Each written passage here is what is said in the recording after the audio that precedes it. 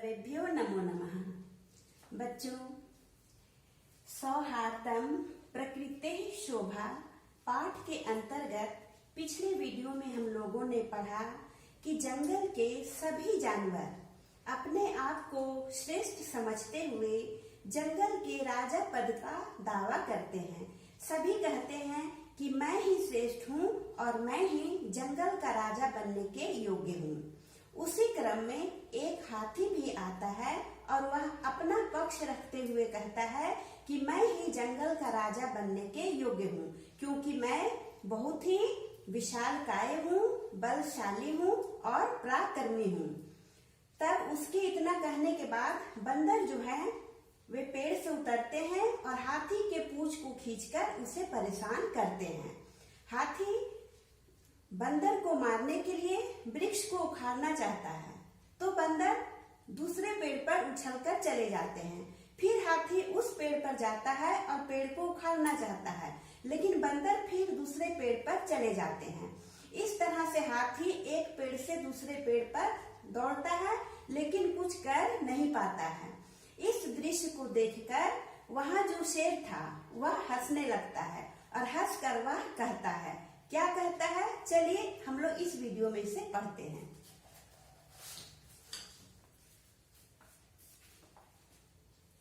सिंहः भोः गज मामपि एवं एवा अतुदन् एते वानराः।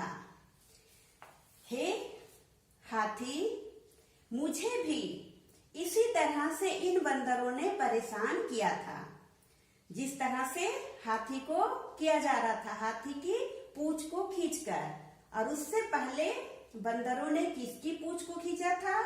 शेर की पूंछ को, है ना, खींचकर उसे परेशान किया था। इसीलिए शेर कह रहा है कि पहले मुझे भी इसी तरह से इन बंदरों ने परेशान किया था।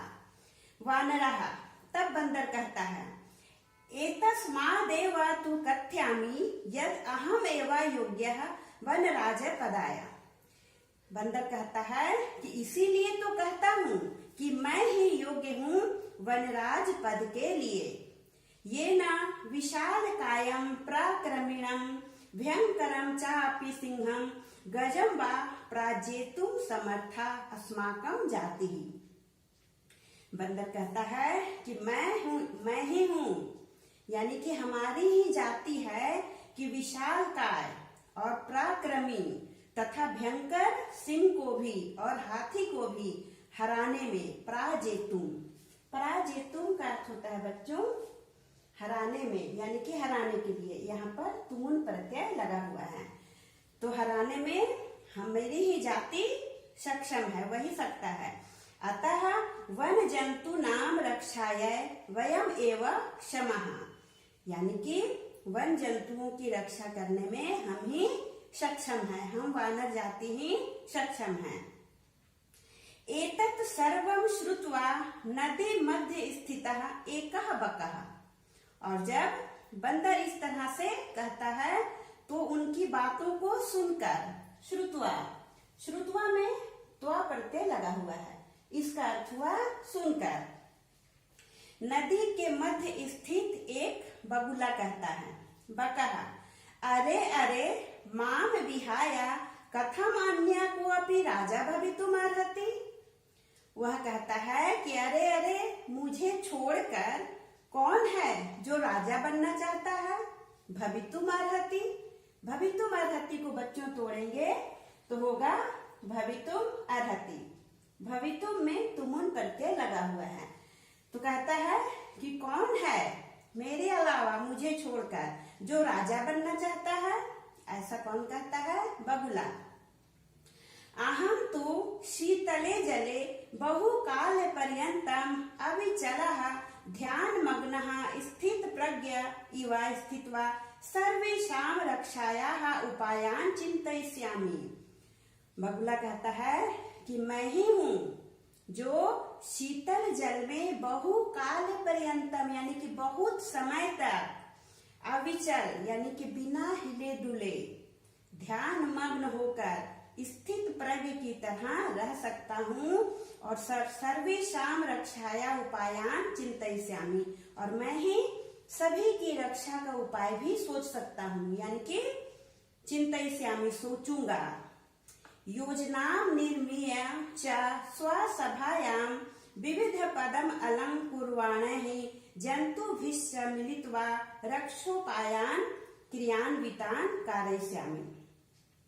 वह कह रहा है कि मैं ही हूँ जो बहुत समय तक जल में स्थिर रह सकता हूँ, बिना हिले डुले ध्यान लगा सकता हूँ और स्थित प्रज्ञ होकर मैं जो हूँ वह सभी प्राणियों की रक्षा का उपाय करूंगा, सोचूंगा और योजना बनाकर। निर्मीय, निर्मीय का अर्थ होता है निर्माण करके।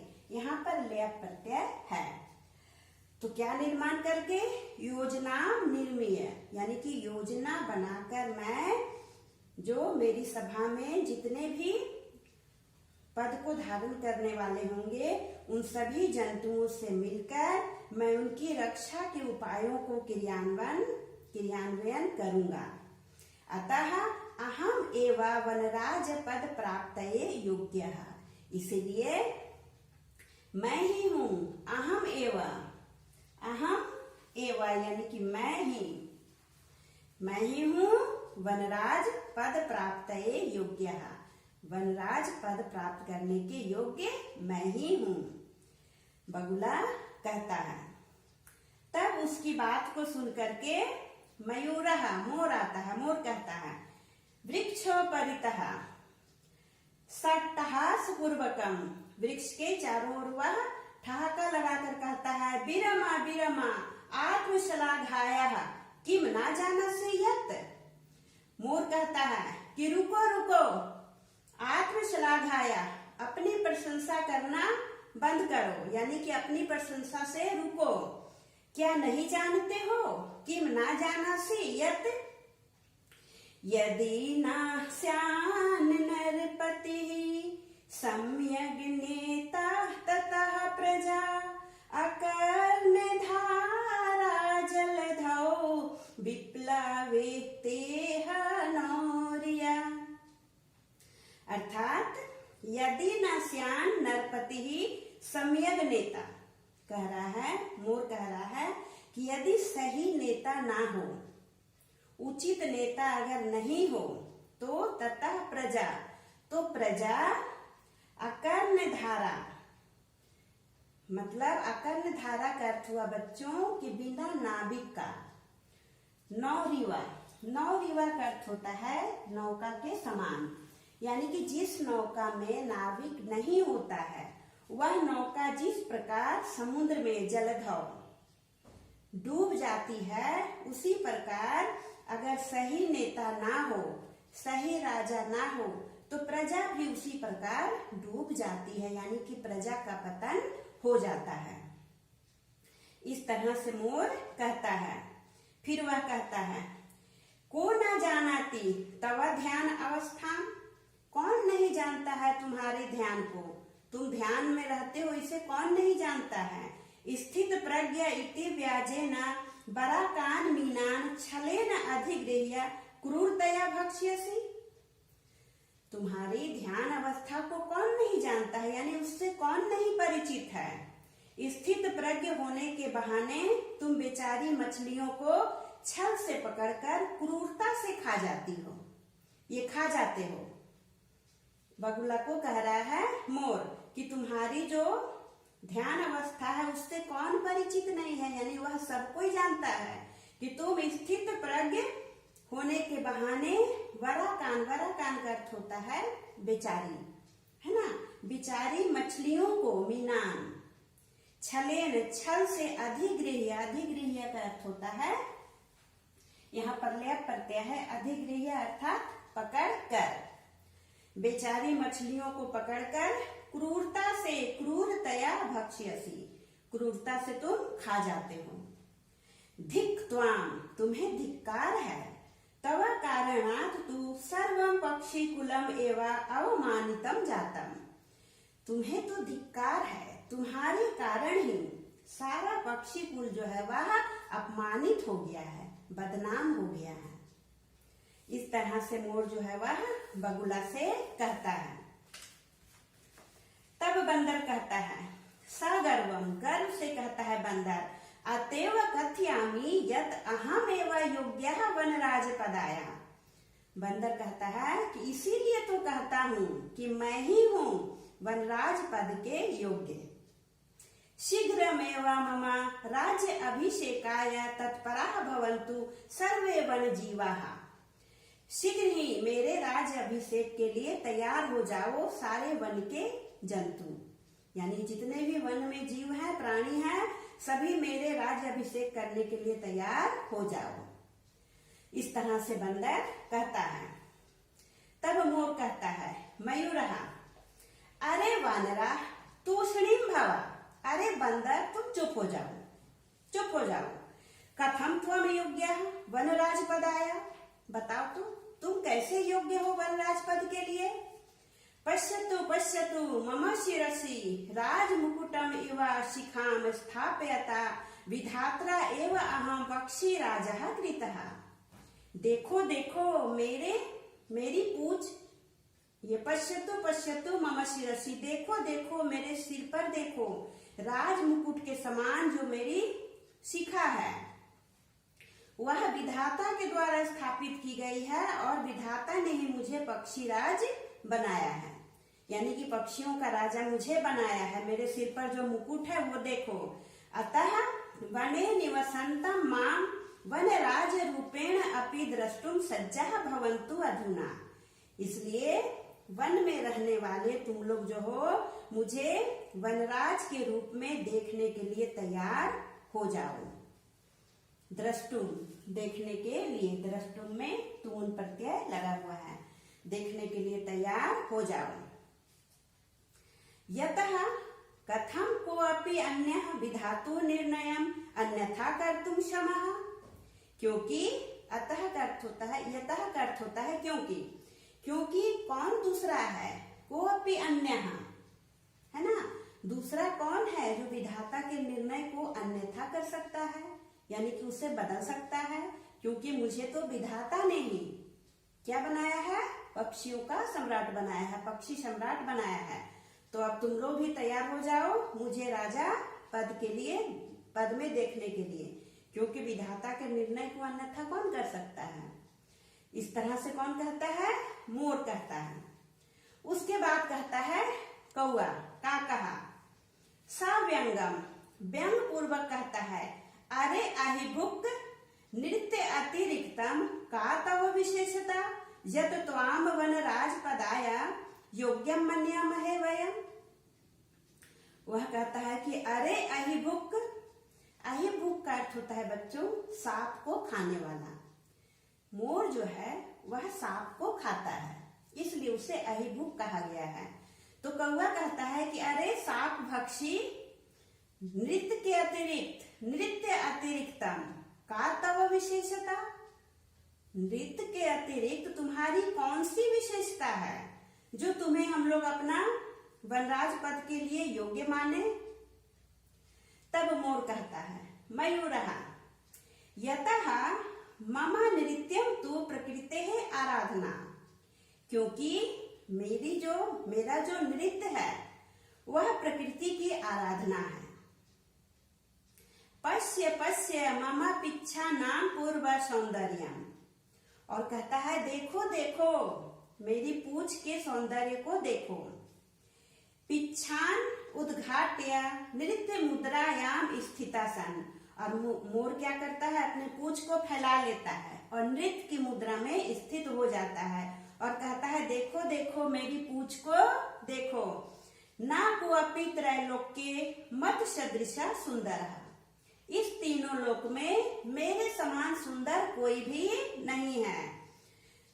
वन्य जंतु नाम उपरि आक्रमणम कर्तारम तु अहम स्वसौंदर्येण नृत्येन च आकर्षितम कृत्वा वनात् बहिः करिष्यामि।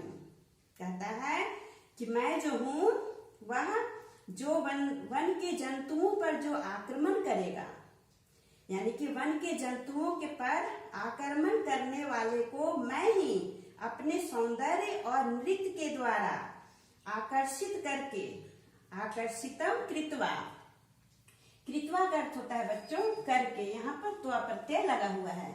आकर्षित करके वनात् बहिष्करिष्यामि, वन के बाहर ले जाऊंगा।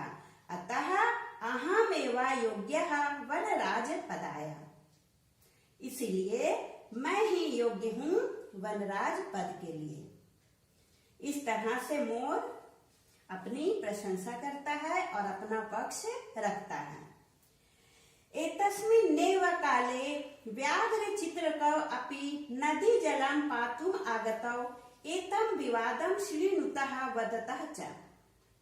और इसी समय बाघ और चिता ये दोनों नदी का जल पीने के लिए आते हैं और इन लोगों की विवाद को सुनते हैं और कहते हैं।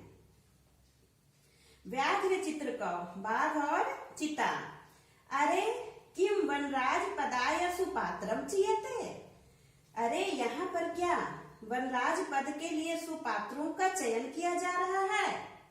एतदर्थम तु आवाम एवं योग्य, इसके लिए तो हम दोनों ही योग्य हैं। यानी कि बाघ और चिता कहता है कि क्या यहाँ पर वनराज पद का योग्य व्यक्ति चुना जा रहा है, तो इसके लिए तो हम दोनों ही योग्य हैं। यस्य कस्यापि चयनम कुर्वन्तु सर्वसम्मत्या, तुम लोग जो हो सर्वसम्मति से हम दोनों में से किसी को भी चुन सकते हो। हम दोनों ही इस पद के लिए योग्य हैं, तुम लोग सर्वसम्मति से हम दोनों में से किसी को भी चुन लो। सिंह, तब शेर कहता है, तूष्णीम भवा भोः, चुप हो जाओ तुम लोग। युवाम अपि मत सदृशो भक्षको नातु रक्षको, शेर कहता है कि तुम लोग चुप हो जाओ, तुम दोनों भी युवाम अपि, मेरे समान मत सदृश, मेरे समान भक्षक हो, ना कि रक्षक हो। शेर कहता है कि तुम दोनों भी मेरे ही के समान, मेरे ही जैसे भक्षक हो, यानी कि मार कर खाने वाले हो, रक्षक नहीं हो। एते वन जीवाः भक्षकम रक्षक पद योग्यम न मन्यन्ते, अतएव विचार विमर्शः प्रचलति। शेर कहता है कि ये जो वन्य जीव हैं, वनों में रहने वाले जो प्राणी हैं, ये भक्षक को रक्षक पद के योग्य नहीं मानते हैं, इसीलिए विचार विमर्श चल रहा है, ऐसा शेर कहता है। तब बगुला कहता है, बकः सर्वथा सम्यक युक्तम सिंह महोदयेन, सिंह महोदय के द्वारा सर्वथा उचित ही कहा गया है। वस्तुतः एव सिंहेन बहु काल पर्यन्तं शासनं कृतं, परम अधुना तु कोऽपि पक्षी एव राजेति निश्चेतव्यम्, अत्र तु संशीतिलेशस्यापि अवकाशः एव नास्ति।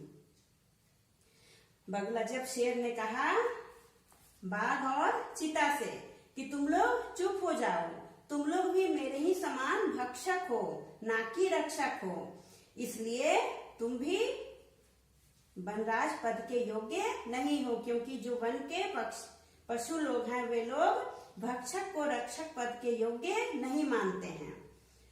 तब बगुला कहता है कि सिंह महोदय आपने बिल्कुल सही कहा।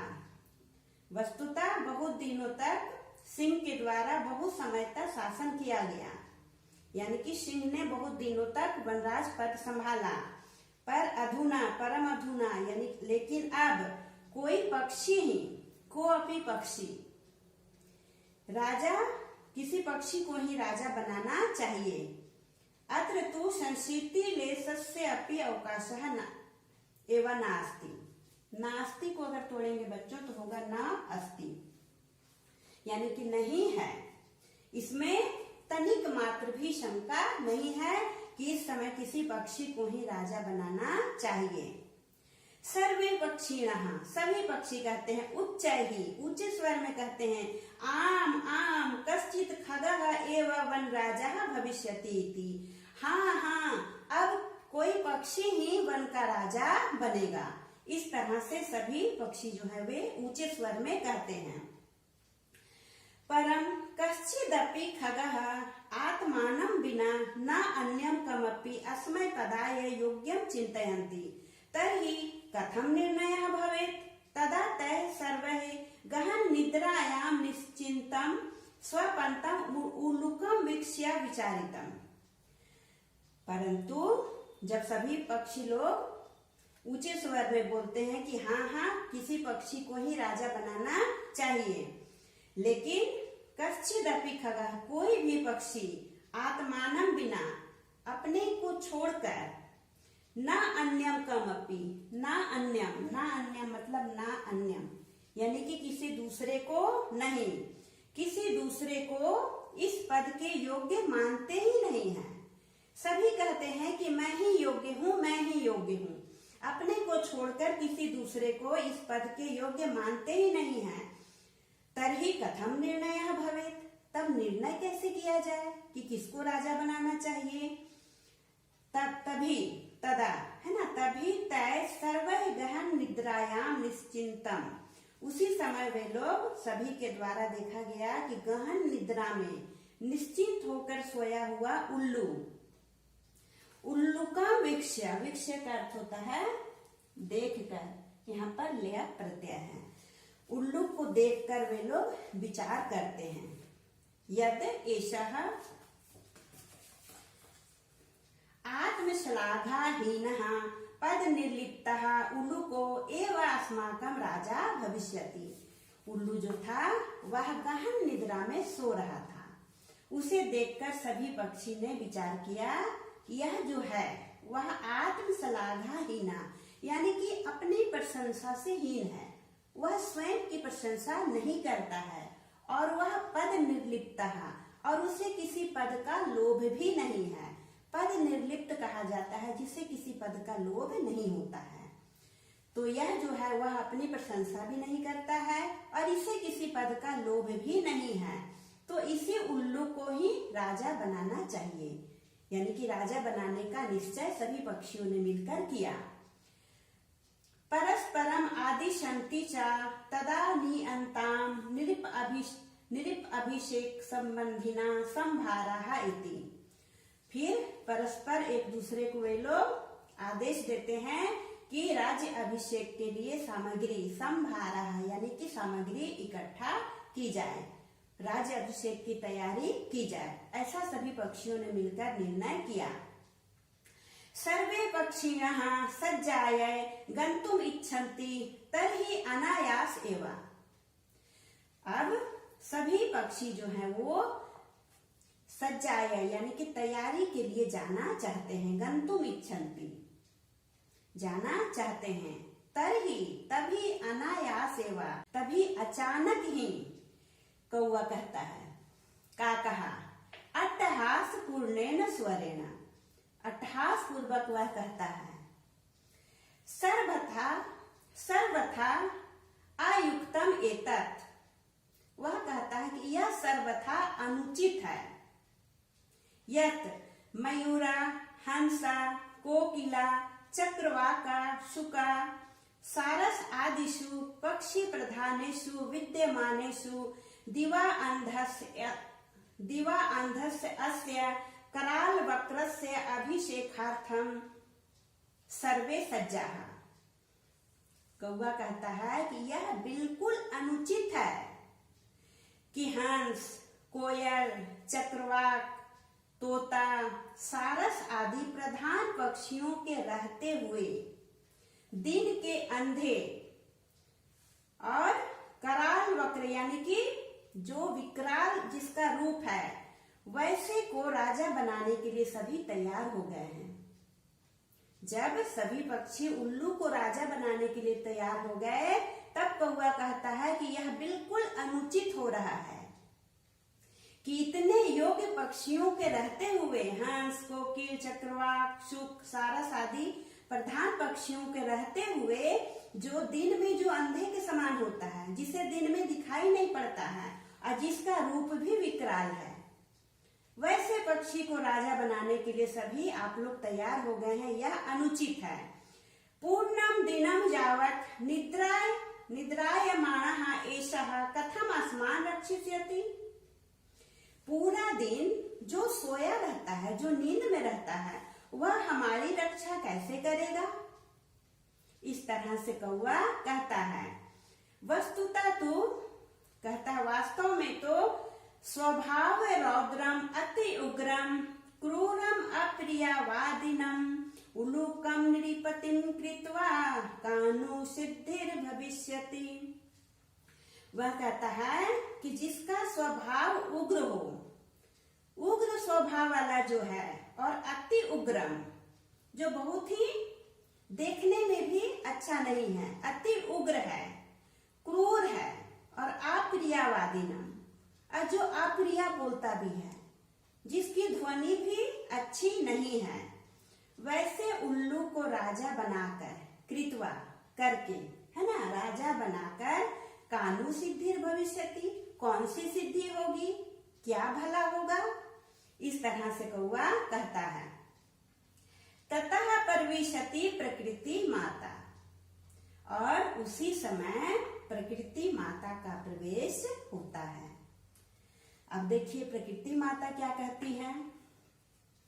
प्रकृति माता सस्नेहम, प्रेम से कहती है, स्नेह पूर्वक कहती है, भोः प्राणिनः, हे प्राणियों,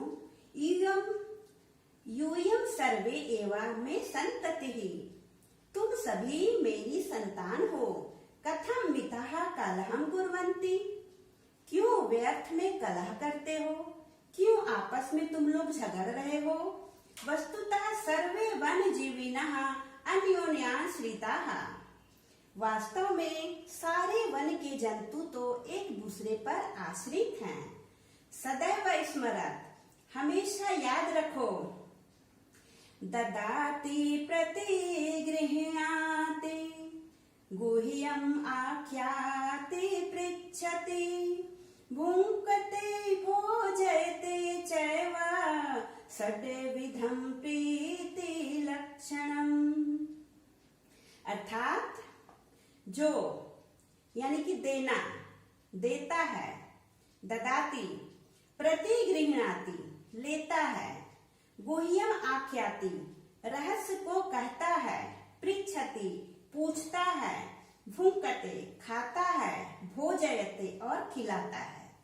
यानी कि देना, लेना, रहस्य को कहना, पूछना, खाना और खिलाना, ये जो 6 विधि है, ये प्रीति के लक्षण हैं, प्रेम करने के ये लक्षण हैं। इसे हमेशा याद रखना चाहिए। सर्वे प्राणिनः संवेद स्वरेण, सभी प्राणी संवेद स्वर में कहते हैं। माता कथयति तु भवती सर्वथा सम्यक परम वयं भवतीं न जानीमः। सभी कहते हैं कि हे माता, आप कह तो सही रही हैं, जो आप कह रही हैं वह बिल्कुल सही है, परंतु आप कौन है यह हम लोग नहीं जानते हैं। वयं भवतीं न जानीमः, आपको हम लोग नहीं जानते हैं। भवत्याः परिचयः कः, आपका परिचय क्या है। प्रकृति माता, तब प्रकृति माता कहती है, अहम प्रकृति युष्माकं सर्वेषां जननी, मैं प्रकृति हूँ, तुम सभी की माता हूँ। यूयं सर्वे एवा मे प्रियाः, तुम सभी मेरे प्रिया हो, मुझे प्रिया हो तुम सभी। सर्वेषाम् एवा मत्कृते महत्वं विद्यते यथा समयं न तावत् कलहेन समयं वृथा यापयन्तु। सभी का, सर्वेषाम् एवा, सभी का मेरे लिए यथा समय महत्व है। न तावत् कलहेन समयं वृथा यापयन्तु, इसलिए बेकार में, कलह में समय मत बिताओ। अपितु मिलित्वा एवा मोदाध्वं जीवनं च रसमयं कुरुध्वं। कह रही है प्रकृति माता कि सभी का यथा समय अपना अपना महत्व है, इसलिए तुम लोग आपस में कलह मत करो, कलह करके, विवाद करके समय को मत बिताओ, बल्कि आपस में मिलजुल कर रहो और उसी में तुम लोग खुशी प्राप्त करोगे। कथितम, कहा भी गया है, प्रजा सुखे सुखम राज्ञः प्रजानां चाहिते हितम नात्म प्रियम हितम राज्ञः प्रजानां तु प्रियम हितम। कह रहा है कि प्रजा सुखे सुखम राज्ञः, राज्ञः यानी कि राजा का सुख, प्रजा के सुख में ही राजा का सुख है। और प्रजा नाम हिते राजा हितम, यानी कि प्रजा के हित में ही राजा का हित है। अगर प्रजा सुखी है तो राजा भी सुखी है, प्रजा का अगर हित हो रहा है तो राजा का भी हित हो रहा है। और ना आत्म प्रियम हितम राज्ञः, केवल अपनी प्रशंसा करना ही राजा का हित नहीं है, केवल अपनी प्रशंसा करने में ही राजा का हित नहीं है। प्रजा नाम तु प्रियम हितम, प्रजा का प्रिया करना ही राजा का हित होता है। कहने का तात्पर्य है कि राजा का सुख जो है वो प्रजा के सुख में ही है। प्रजा अगर सुखी है तो राजा भी सुखी है, प्रजा का अगर हित हो रहा है तो राजा का भी हित होता है। अपिचा, और भी कहा गया है, अगाध जल संचारीण गर्वम याति रोहितः अंगुष्ठोदक मात्रेण शफरी फुरायते। कह रहा है कि अगाध जल संचारी, अगाध जल यानी कि जो गहरे जल में रहता है, बहुत जल में जो रहने वाली जो मछली होती है, रोहिता, रोहिता एक बड़ी मछली होती है जो कि गहरे जल में रहती है। फिर भी वह ना गर्व में आती, फिर भी वह गर्व नहीं करती है, घमंड नहीं करती है। बहुत गहरे जल में रहती है फिर भी वह अहंकार नहीं करती है, परंतु अंगुष्ठोदक मात्रेण, अंगूठे के जैसे पानी में, यानी कि बहुत थोड़े जल में रहने वाली जो सफरी होती है, सफरी कहा जाता है बच्चों छोटी मछली को, बहुत छोटी मछली होती है उसी को सफरी कहते हैं। जो छोटी मछली होती है, बहुत कम जल में रहती है, वह बहुत अधिक फुरफुराती है, यानी कि उछलती है। लेकिन रोहित जो मछली है वह गहरे जल में रहती है, फिर भी जरा भी अहंकार वह नहीं करती है। अतः भवन्तः सर्वे अपि सफ्रीवत् एकैकस्य गुणस्य चर्चां विहाय मिलित्वा प्रकृति सौंदर्याय वन रक्षाय च प्रयतन्ताम्। कह रही है प्रकृति माता, इसीलिए तुम लोग सभी सर्वे अपि सफरीवत, यानी कि सफरी के समान, छोटी मछली के समान एक एक गुण की चर्चा करना छोड़कर, है ना, चर्चाम विहाया, एक एक गुण, एक से, इसका अर्थ हुआ एक से। जो सभी पशु लोग कह रहे थे, सभी पशु, सभी प्राणी पक्षी अपना अपना एक एक गुण बता रहे थे और कह रहे थे मैं ही श्रेष्ठ हूँ। इसीलिए प्रकृति माता कह रही है कि छोटी मछली के समान तुम लोग सभी एक एक गुण की चर्चा मत करो, उसे छोड़ दो, विहाया छोड़कर क्या करो, मिलित्वा, मिलकर प्रकृति के सौंदर्य के लिए, प्रकृति सौंदर्याय वन रक्षाय, वन की रक्षा के लिए प्रयत्न करो। सभी मिलकर वन की रक्षा के लिए और प्रकृति के सौंदर्य के लिए प्रयत्न करो। सर्वे प्रकृति मातरम प्रणमन्ति, सभी प्रकृति माता को प्रणाम करते हैं। मिलित्वा दृढ़ संकल्प पूर्वकम च गायन्ति, और मिलकर दृढ़ संकल्प पूर्वक गाते हैं। प्राणिनाम जायते हानिः परस्परा विवादतः अन्योन्या सहयोगेन लाभस्तेषां प्रजायते। अर्थात परस्पर जो विवाद करते हुए रहते हैं, आपस में विवाद करते हुए, कलह करते हुए जो प्राणी रहते हैं, वे जायते हानि ही, उनकी हानि होती है। लेकिन अन्योन अन्य अन्य सहयोगी ने, यानी कि और जो एक दूसरे का सहयोग करते हुए रहते हैं, एक दूसरे की जो मदद करते हैं, मिलजुल कर रहते हैं, लाभस तेषाम प्रजायते, उन लोगों का हमेशा लाभ होता है, यानी कि वही लोग सुखी से रहते हैं। इस तरह से सभी लोग गाते हैं अंत में और इस बात को समझ जाते हैं कि आपस में विवाद करते हुए, कलह करते हुए रहने से व्यक्ति का प्राणियों की हानि ही होती है, उसे किसी भी तरह से लाभ नहीं मिलता है। लाभ इसी में है, सभी का कल्याण इसी में है कि सभी को मिलजुल कर एक दूसरे का सहयोग करते हुए ही रहना चाहिए। यही संदेश बच्चों इस नाटक के द्वारा दिया गया है। हमें इस बात को समझना चाहिए। जब हम इस बात को समझ जाएंगे बच्चों कि आपस में मिलजुल कर रहना चाहिए, एक दूसरे का सहयोग करना चाहिए, तभी हम समझेंगे कि इस पाठ को पढ़ना सार्थक हुआ है। आशा है बच्चों आपको पाठ समझ में आया होगा और अच्छा भी लगा होगा। अब आप एक बार स्वयं पूरे पाठ को पढ़ने का अभ्यास करें तो आपको और अच्छी तरह से समझ में आ जाएगा। अगले वीडियो में हम लोग इसके प्रश्न उत्तर को